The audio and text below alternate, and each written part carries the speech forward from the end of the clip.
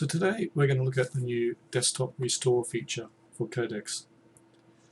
So here I have a text that I'm working on. What I'd like to do is load up one of my previous snapshots.